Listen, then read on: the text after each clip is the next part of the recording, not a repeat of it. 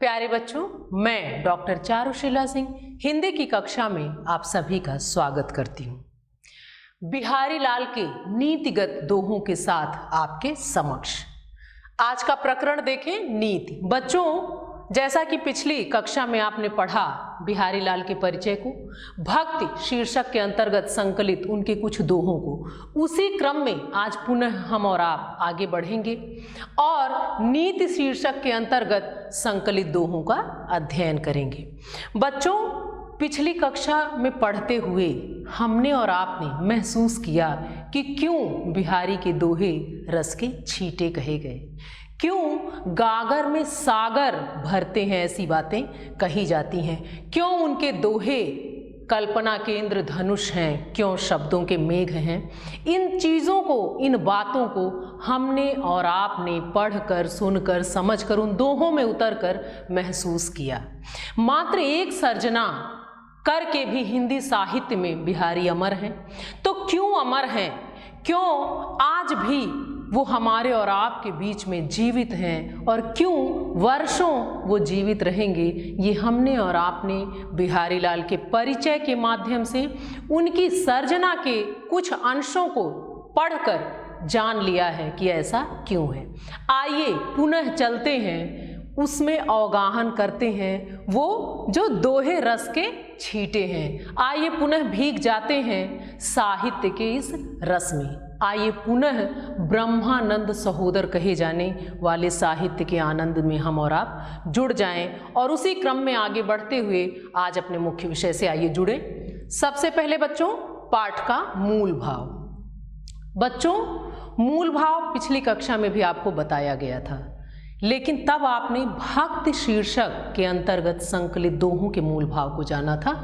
आज देखिए क्या है मूल भाव, अर्थात वो केंद्रीय भाव, वो प्रधान भाव जिनको केंद्र में रखकर सर्जना की गई है। तो जैसा कि आप जान रहे हैं कि बिहारी की जो सर्जना में केंद्र है वो छंद है दोहा। सिर्फ इन्होंने दोहे में अपनी बातें कहीं और आपकी पाठ्य पुस्तक में जो दोहे संकलित हैं वही हमें पढ़ने हैं। तो आज नीतिगत दोहे जो हम पढ़ेंगे वो किन किन अर्थों को लिए हुए हैं, कैसे वो हमारे समक्ष आएंगे, उसका एक संक्षिप्त परिचय है। ध्यान दें बच्चों कि किन किन अर्थों वाले हम पढ़ेंगे इस नीति शीर्षक के अंतर्गत। इसके अंतर्गत बिहारी लाल के नीति परख दोहे हैं। कौन कौन से, कैसे? जिनमें राजा प्रजा संबंध, दुष्ट व्यक्तियों की स्थिति, विनम्रता के महत्व, धन का मन पर प्रभाव तथा व्यवहार पर प्रकाश डाला गया है। ये जो संक्षिप्त यहाँ दिए गए हैं, इन्हीं का विस्तृत अध्ययन हमें अभी करना है। तो सीधे सीधे चलिए उन दोहों में उतरते हैं जो हमारे और आपके लिए, हमारे जीवन को गति देने के लिए, हमें प्रभावपूर्ण बनाने के लिए अति आवश्यक हैं। उनमें क्या संदेश हैं, उनमें जीवन की क्या गति है, क्या रहन है, क्यों ये महत्वपूर्ण है। आइए स्वयं हम और आप उन दोहों में उतरकर महसूस करें। ध्यान दें बच्चों, नीति ये वो शीर्षक और उसके अंतर्गत संकलित दोहे। क्रम देखें, यहाँ 9, 10, 11 लिखा हुआ है, इसलिए कि अगर एक क्रम में हम लेंगे तो 8 दोहे आप पढ़ चुके हैं, तो उस क्रम के हिसाब से ये 9वां है। लेकिन क्योंकि ये यहाँ शीर्षक बदल रहा है तो आप इसको पहले क्रम में भी ले सकते हैं, लेकिन एक सूत्र में ये सब हैं, सिर्फ बदल गया है कि भाव क्या है। वहाँ भक्ति था, यहाँ नीति है। आइए तो इनके अर्थों को जानने से पहले इन पंक्तियों का पाठ करें। पाठ कैसे? छंद विधान के नियमों के आधार पर। मेरे साथ आप भी पढ़ें बच्चों। चलिए साथ साथ दोनों लोग पहले पाठ करते हैं। पाठ का महत्व आप सभी जान चुके हैं कि पाठ को जब हम 2 से 3 बार करते हैं तो अर्थ स्वयं खुलने लगते हैं।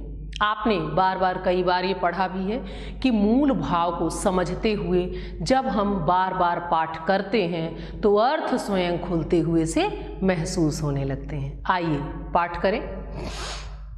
दुसह दुराज प्रजानु को क्यों न बढ़े दुख दंदु, अधिक अंधेरो जग करत मिली मावस रविचंद।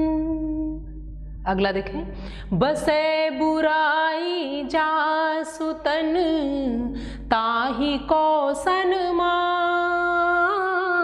भलो भलो कहि छोड़िए खोटे ग्रह जपदान।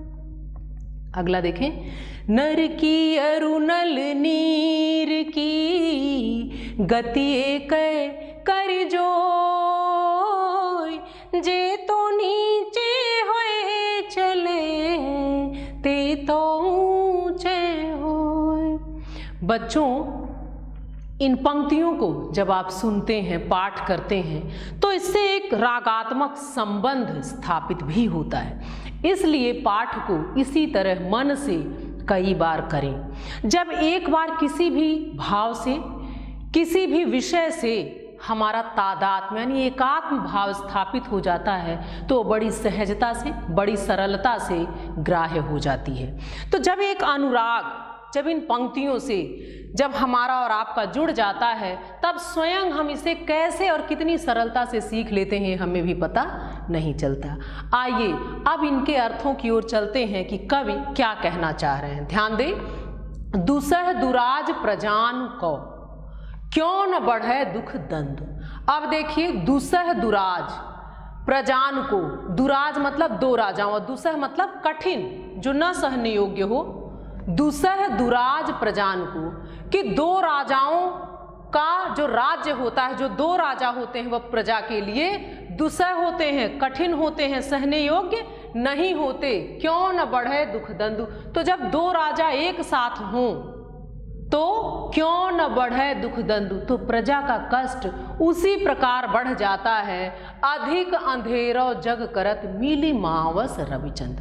जिस प्रकार अमावस्या के दिन, मावस मतलब अमावस्या, जिस दिन अमावस्या के दिन अधिक अंधेरो जग करत, जग मतलब संसार, कि जब रवि और चंद्र, सूर्य और चंद्रमा एक साथ मिलते हैं तो जिस प्रकार संसार को और अधिक अंधकार पूर्ण बना देते हैं, वैसा ही दो राजाओं का राज्य होता है। पुनः देखें, दुसह दुराज प्रजान को क्यों न बढ़े दुख दंड। दुसह मतलब कठिन होता है, असह्य होता है, सहने योग्य नहीं होता। क्या? दुराज, दो राजाओं का राज, प्रजान मतलब प्रजा के लिए, दो राजाओं का रहना, दो राजाओं का राज करना प्रजा के लिए असह्य होता है, कठिन होता है, बुरा होता है, कष्टपूर्ण होता है। क्यों न बढ़े दुख दंड, और तब उनके दुख क्यों नहीं बढ़ेंगे, वो प्रतिदिन बढ़ते जाते हैं। कैसे? जैसे अधिक अंधेरो जग करत मिली मावस रविचंद। जैसे जब अमावस्या के दिन रवि अर्थात सूर्य, चंद्र अर्थात चंद्रमा एक साथ मिलकर संसार को अधिक अंधकारपूर्ण बना देते हैं, वैसे ही जब दो राजाओं का राज्य रहता है तो प्रजा के लिए भारी कष्ट होता है, वो सहने योग्य नहीं होता। अमावस्या के दिन अभी सूर्य डूबा नहीं होता है, तभी चांद निकल जाता है, लेकिन जब दो एक साथ हमारे और आपके समक्ष होते हैं तो क्या होता है? ना चांदनी मिलती है ना सूर्य का प्रकाश, और अधिक अंधकार हो जाता है। अमावस्या जो होती है वो सबसे काली अंधेरी घनी काली रात होती है। अगला देखें बच्चों, बसे बुराई जासुतन ताही को सम्मान। अब देखिए कि कितने गहरे भावों को कवि ने भर दिया है और वो किस तरह, कितनी सहजता और सरलता से ये बातें कह भी रहे हैं।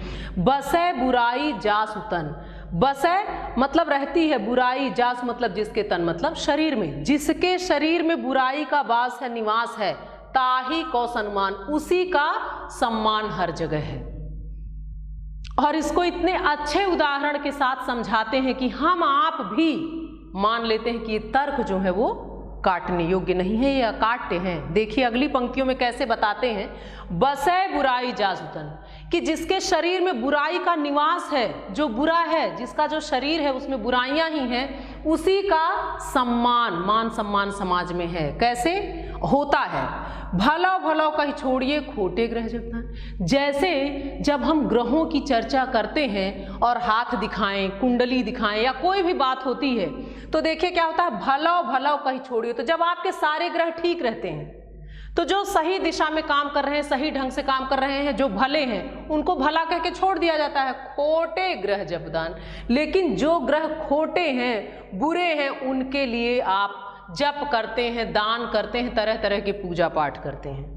वैसा ही कवि कहते हैं कि इस समाज की भी वही स्थिति है कि जो बुरा व्यक्ति है उसी का सम्मान होता है। उसी प्रकार जैसे ग्रहों की स्थिति है कि खोटे ग्रहों के लिए, बुरों के लिए दान पुण्य किया जाता है और जो अच्छे हैं उनको भला भला कहकर छोड़ दिया जाता है। अगला देखें, नर की अरु नल नीर की गति एक करी जोई। अब देखिए कवि ने क्या कहा, नर अर्थात मनुष्य की, अरु नल नीर की, और नल के नीर अर्थात पानी की, जल की, गति एक करी जोई, एक ही गति समझनी चाहिए। अब देखिए क्यों, नर की और नल के नीर की, मनुष्य की और नल से निकलने वाले पानी की, जल की गति को एक ही समझना चाहिए, एक जैसा, एक समान।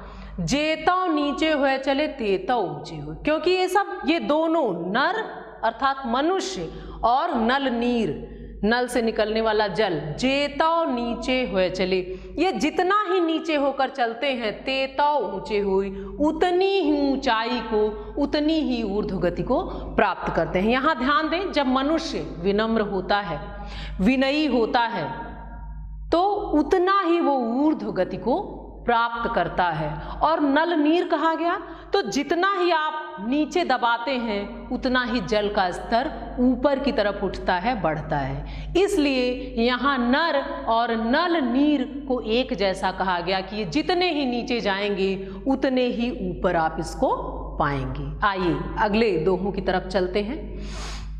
ध्यान दें बच्चों, अगला देखें। सबसे पहला काम हमें क्या करना है, सबसे पहले तो हमें पाठ करना है, फिर निहित अर्थों की ओर चलना है। ध्यान दें, बढ़त बढ़त संपत्ति सलिलु, मन सरोज बढ़ी जाए, घटत घटत सुन फिरे घटे, बरु समूल कुम्हिलाए। अगला देखें, जो चाहत चटक न घटे, मैलो होई न मीत, रज राजस न छुआई तो, नेह चीकनो चेत। अद्भुत भाव है बच्चों इन पंक्तियों में, कैसी कैसी बातें कवि ने कितनी सरलता से कह दी है, कितने प्रभावपूर्ण ढंग से। इसीलिए गागर में सागर की बात कही गई। ये जो कल्पना की समाहार शक्ति है, निसंदेह ये हम और आप महसूस भी कर पा रहे हैं। देखें, आम जीवन में यही हमारे और आपके साथ घटित होता है, लेकिन निसंदेह इस पाठ को पढ़ने के बाद हम में और आप में बहुत कुछ बदल जाने वाला है।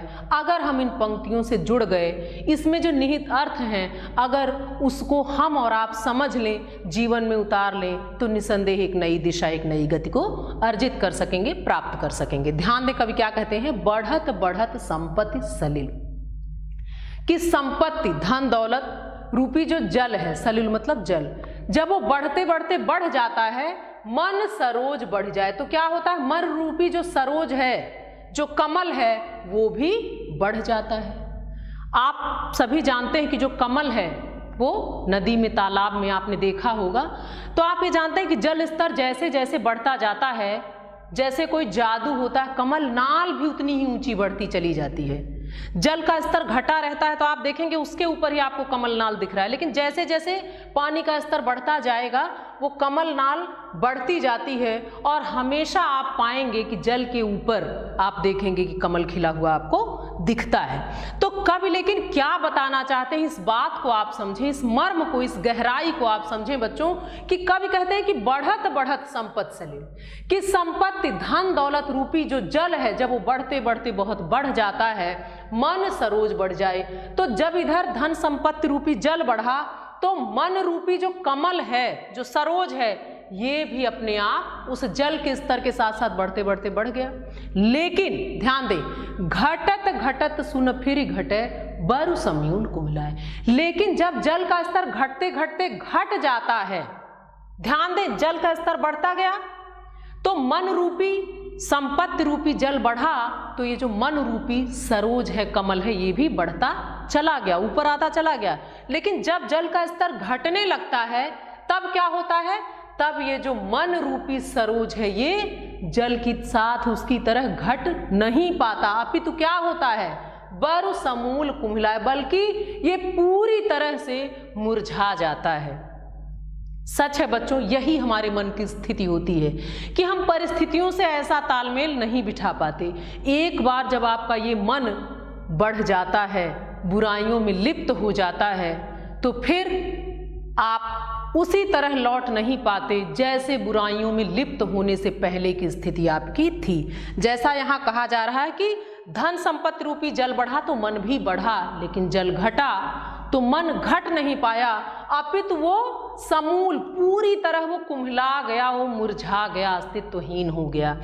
तो ये स्थिति होती है। तो ध्यान हमें क्या देने की आवश्यकता है, आप वहां पहुंचे कि कवि क्या दे रहे हैं इन दो पंक्तियों में, क्या वो कहना चाह रहे हैं। अगला देखें, जो चाहत चटक न घटे, मैलो होय न मित। ध्यान दे बच्चों, ये भी बहुत आवश्यक, हर पंक्ति हर शब्द बहुत ही बहुमूल्य है। जो चाहत चटक न घटे, जो चाहत यदि चाहते हैं, चटक यानी जो रिश्ते की आपके रंग है, जो उसका चटकपन है, जो उसकी प्रगाढ़ता है, अगर वो चाहते हैं कि न घटे, मैलो होय न मित, और मित्रता मैली ना हो, गंदी ना हो, तो क्या करें, रज राजस न छुआए तो नेह चीकनो चित्त। तो स्नेह का जो चिकना चित्त है, जो हृदय है, जो प्रेम का हृदय होता है, जो प्रेम का भाव है, बहुत चिकना होता है, बड़ा स्निग्ध होता है।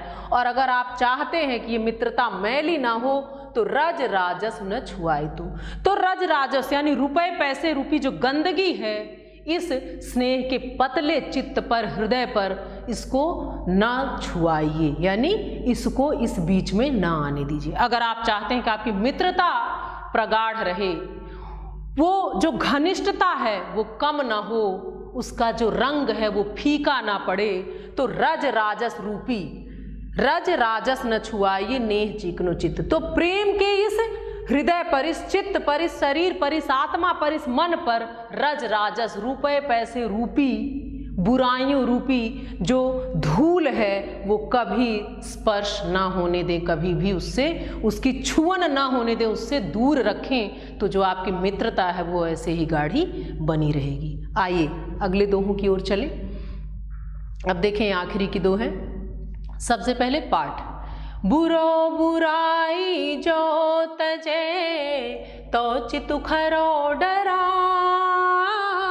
ज्यों निकलंक मयंक लखी गन लोग उत्पात।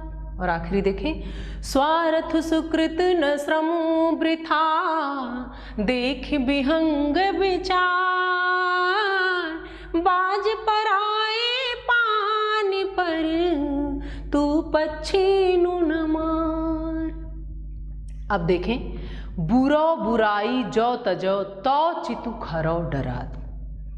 अब देखें बच्चों कि बुरो बुराई जो तजे तो चितु खरो डरात, कि यदि बुरा व्यक्ति बुराई को त्याग दे, तजे मतलब छोड़ दे, तो चितु खरो डरात, तब भी जो हृदय है वह उसकी बुराई को सोचकर डरता ही है। कोई बुरा व्यक्ति है लेकिन उसने बुराई को त्याग भी दिया है, तो भी जो चित्त है, जो हृदय है, वो उसकी बुराई को सोचकर डरता ही है। किस प्रकार, ज्यों निकलंक मयंक लख गने लोग उत्पात। ज्यों मतलब जिस प्रकार निष्कलंक चंद्रमा को देखकर भी लोग डर जाते हैं और गणना करने लगते हैं कि आज क्या अनिष्ट होने वाला है, कि आज चंद्रमा बेदाग है। आप सभी जानते हैं कि चांद में एक धब्बा दिखाई देता है, लेकिन अगर चांद उस धब्बे के बिना निकल जाए तो लोग प्रसन्न नहीं होते, अपितु डर जाते हैं, गणना करने लगते हैं कि अरे क्या अनिष्ट होने वाला है, ऐसा कैसे हो सकता है। तो कभी उसी के माध्यम से बता रहे हैं कि बुरो बुराई जो तजो, कि किसी बुरे व्यक्ति ने अपनी बुराई को त्याग दिया है, वो अच्छा बन भी गया है, तो भी चित्त मतलब हृदय जो है वो उसकी बुराई को सोचकर डरता है। जिस प्रकार निष्कलंक मयंक अर्थात चंद्रमा को देखकर भी लोग डर जाते हैं और गणना करने लगते हैं, सोचने लगते हैं कि क्या अनिष्ट होने वाला है, क्यों आज चंद्रमा निष्कलंक है, क्यों बेदाग है। अगला देखें, स्वार्थ सुकृत न श्रम वृथा, देख विहंग विचार, बाज पराए पानी पर तू पच्छीन न मार। बच्चों ये जो दोहा है आखिरी ये मिर्जा राजा जय सिंह पर है कि उन्होंने दूसरे के बहकावे में आकर आपको कोई कार्य नहीं करना चाहिए, आपको पूरी तरह से विचार करके ही कार्य करना चाहिए। तो ये अन्योक्ति है, अन्योक्ति के माध्यम से कवि बताना चाह रहे हैं। वस्तुतः पक्षियों की बात कर रहे हैं, लेकिन क्या कहना चाह रहे हैं आप ये समझें, क्योंकि जो मिर्जा राजा जय सिंह हैं अपने से छोटे राजाओं को बहकावे में आकर सताने लगे थे, डराने लगे थे। तो उन्हें आगाह करते हुए ये दोहा लिखा गया है। देखें क्या है। स्वार्थ सुकृत न श्रम बिथा देख विहंग विचार, बाज पराए पानी पर तू पच्छीन न मार। यहाँ देखिए पक्षियों के माध्यम से ही कहा गया, लेकिन क्या कहा जा रहा है यहाँ जो ये बाज कहा जा रहा है ये मिर्जा राजा जय सिंह के लिए ये बाज, और जो पक्षियों का विहंग विचार या और चीजें कि अपनी ही जाति के अन्य लोगों के बारे में सोचो। तो वस्तुतः देखिए अन्योक्ति यही है कि हमें कहना ये बात है और हम किसी और के माध्यम से, अन्य के माध्यम से जो उक्ति कही जाती वो अन्योक्ति है। तो देखिए क्या कह रहे हैं कवि, वो उनको आगाह कर रहे हैं और कहते हैं स्वार्थ सुकृति न श्रम वृथा, कि स्वार्थ इस कार्य से न तुम्हारा कोई स्वार्थ सिद्ध हो रहा है, सुकृति ना कोई ये अच्छी कृति है। तो स्वार्थ सुकृति, ना तुम्हारा कोई स्वार्थ सिद्ध हो रहा है और ना ये कर्म अच्छा है जो तुम कर रहे हो, न श्रम वृथा, कि जो ये श्रम तुम कर रहे हो, जो ये परिश्रम कर रहे हो, इससे क्या है ये भी तुम्हारा परिश्रम व्यर्थ जा रहा है, क्योंकि ना तो तुम्हारे किसी स्वार्थ की सिद्धि हो रही है और ना ही अच्छे कर्मों में आता है। तो ये क्यों वृथा कर रहे हो। देख विहंग विचार, कि तुम स्वयं विचार करके देखो कि इन पक्षियों ने क्या बिगाड़ा है तुम्हारा। बाज पराए पानी पर तू पच्छीन न मार, कि हे बाज तुम पराए लोगों के लिए उनके बहकावे में आकर, देखिए बाज सबसे बड़ा पक्षी और सबसे शक्तिशाली, तो यहाँ जय सिंह को बाज कहा गया। और जो छोटे छोटे राजा इनके अंडर हैं, जिनको ये परेशान कर रहे हैं, जिनको सता रहे हैं किसी अन्य के बहकावे में आकर, तो अन्योक्ति के माध्यम से कहा जा रहा है।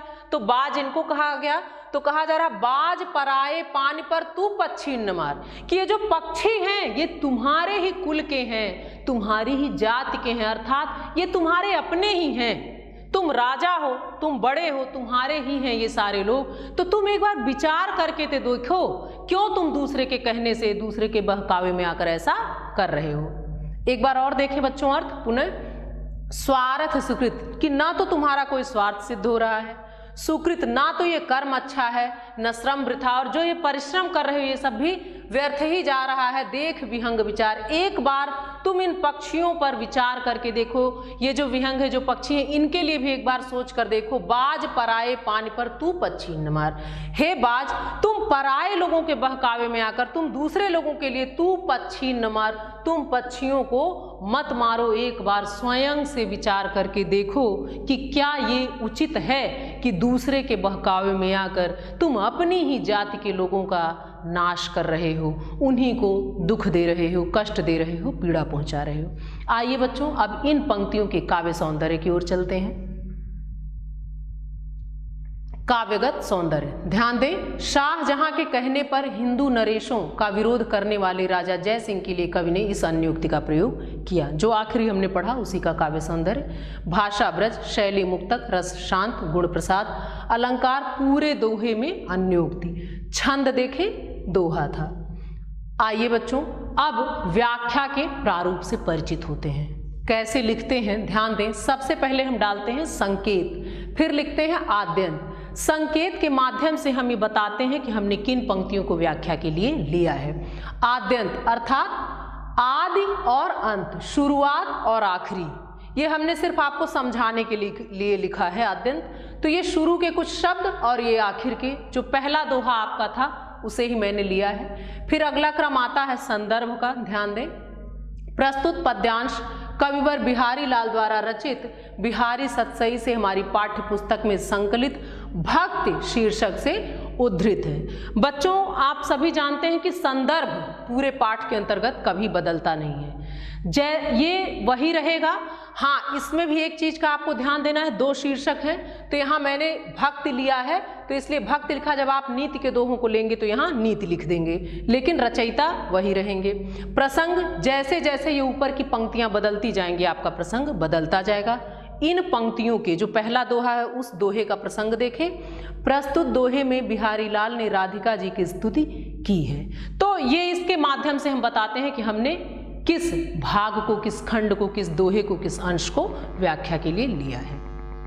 आगे आइए, कठिन शब्दार्थ देखें। दुराज, दो राजाओं का राज्य, मावस मतलब अमावस्या, गति चाल, सलिल जल, रज धूल, नेह प्रेम, पान हाथ। आंतरिक मूल्यांकन, आंतरिक मूल्यांकन ध्यान दे बच्चों। बिहारी ने मनुष्य और नल के पानी की दशा को समान क्यों कहा है, ये आपको बताना है। दूसरा प्रश्न, बिहारी लाल की भक्ति भावना पर प्रकाश डालिए। संप्राप्ति, हमने और आपने आज क्या पाया? हमने और आपने आज ये जाना है कि वस्तुतः बिहारी के दोहे रस के सागर ही हैं और इन्होंने सच है कि गागर में सागर भर दिया है। आज के लिए बस इतना ही। धन्यवाद।